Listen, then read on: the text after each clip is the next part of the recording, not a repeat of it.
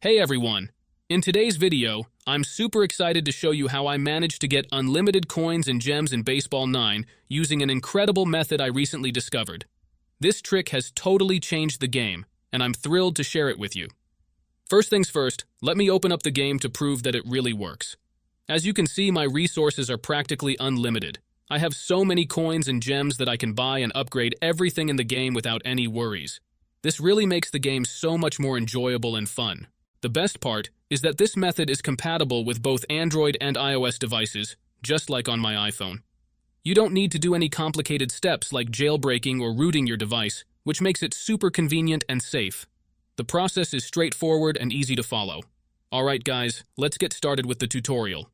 Make sure to watch the video closely and follow each step carefully. Before you can use this method, there are some settings you need to change.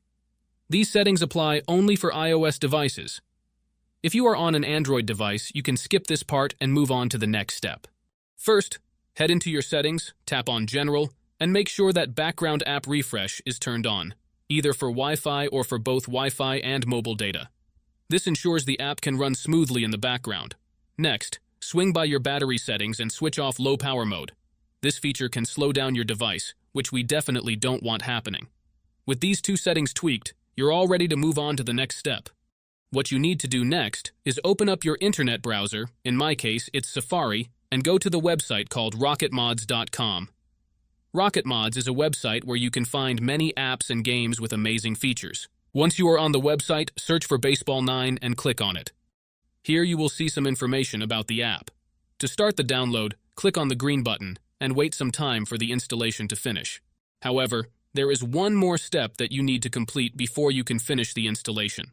This step may vary depending on your device model and operating system, and usually involves some pretty simple steps.